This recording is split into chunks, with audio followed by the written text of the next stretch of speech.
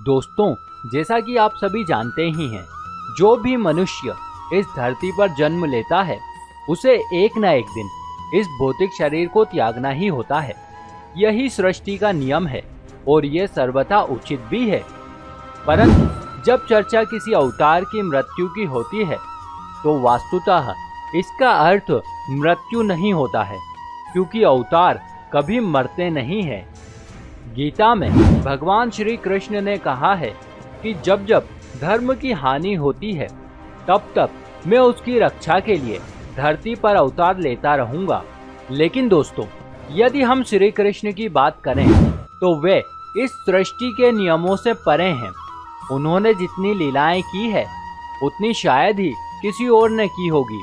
इसी संदर्भ में कहा जाता है कि जब भगवान कृष्ण की मृत्यु हुई थी तत्पश्चात उनका दाह संस्कार किया गया था, लेकिन तब उनके शरीर का एक अंग नहीं जला था। अब प्रश्न ये उठता है कि यदि वास्तव में ऐसा हुआ था तो अभी उनका ये अंग कहाँ पर है, और यदि मौजूद है तो इसके क्या प्रमाण हैं? बस आज के इस वीडियो में आप और हम मिलकर इन्हीं कुछ प्रश्नों के उत्तर जानेंगे। नमस्कार और एक बार फिर स्वागत है आप सभी का आपके अपने वीडियो कलश यूट्यूब चैनल पर।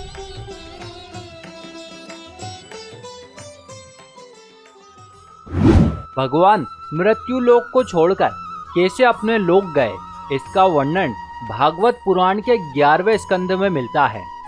वैसे मित्रों, ये तो आप जानते ही हैं कि भागवत पुराण सुखदेव जी महाराज के द्वारा राजा परीक्षित को सुनाई गई थी। इसके 11वें स्कंद में सुखदेव जी परीक्षित से कहते हैं कि भगवान कृष्ण ने विचार किया कि यदुवंशी अभी भी पृथ्वी पर हैं और पूर्णतः मुझ पर आश्रित है, और ये यदुवंशी धन, जनबल, घोड़े आदि के माध्यम से बहुत ही बलशाली हैं और पृथ्वी पर अपनी मनमानी करते रहते हैं। यहाँ तक कि साक्षात देवतागण भी उन्हें पराजित नहीं कर सकते हैं। इसलिए मुझे यदुवंश के लोगों में आपसी कलह उत्पन्न करनी ही होगी, उसके बाद ही मैं अपने धाम वापस लौट सकूंगा। उस समय भगवान श्री कृष्ण द्वारका नगरी के राजा थे। तब एक बार ऋषि विश्वामित्र सहित अन्य ऋषिगण द्वारका नगरी पधारे।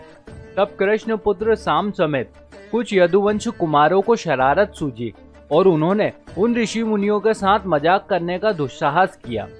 ऋषियों ने भांप लिया कि उनके साथ उपहास किया जा रहा है।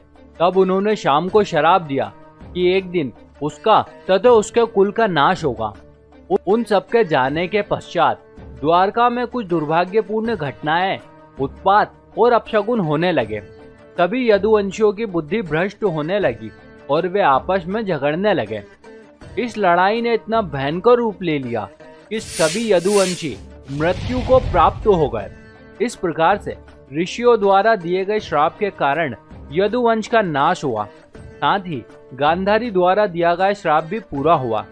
यह श्राप उन्होंने महाभारत युद्ध में अपने पुत्रों की मृत्यु से शोकाकुल होकर श्री कृष्ण को दिया था। इस घटना के पश्चात बलराम जी चिंतन में लीन हो गए और ध्यान में रहकर ही उन्होंने अपने भौतिक शरीर को त्याग दिया। कुछ समय पश्चात भगवान श्री कृष्ण एक पीपल के वृक्ष के नीचे बैठकर सभी दिशाओं से अंधकार को नष्ट कर प्रकाशमान कर रहे थे। उस समय भगवान के बैठने की अवस्था कुछ ऐसी थी कि वे अपनी दाहिनी जांघ पर पाया चरण रखे हुए थे। उनके चरण कमलों की आभा रक्त के समान प्रतीत हो रही थी। तभी एक बहेलिया ने दूर से भगवान के श्री चरण कमलों को देखा, जो उसे हिरण के मुख के समान नजर आ रहे थे। उसने हिरण समझकर भगवान की देह को बाण से भेद दिया।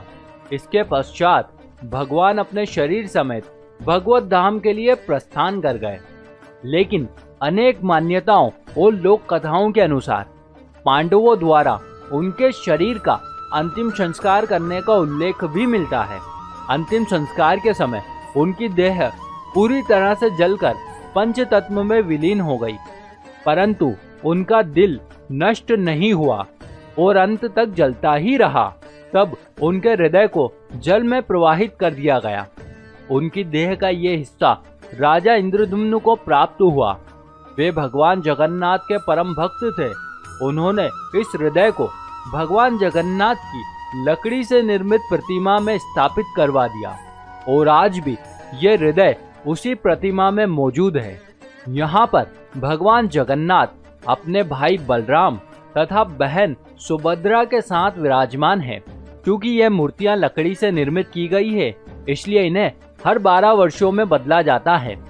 लेकिन हर बार श्री कृष्ण का हृदय पुरानी मूर्ति से निकालकर एक नई मूर्ति के खोल के अंदर सुरक्षित रख दिया जाता है।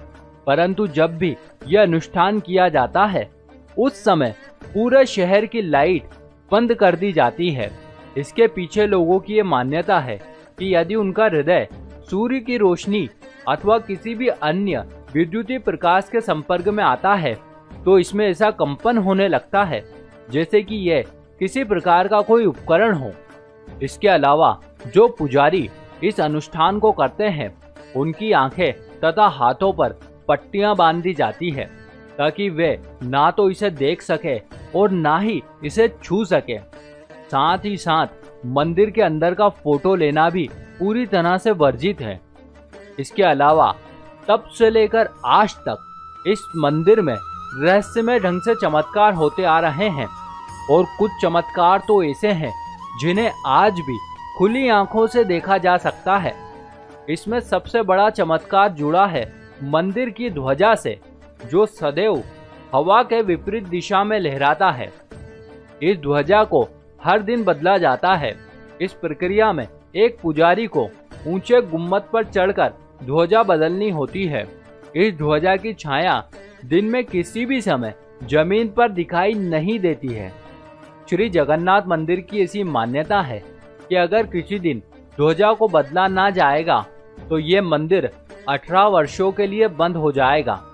इसके अलावा ऐसा कहा जाता है कि मंदिर में प्रतिदिन चाहे कितने भी श्रद्धालु दर्शन करने के लिए पहुंचे, मगर प्रसाद की मात्रा कभी भी कम नहीं होती है।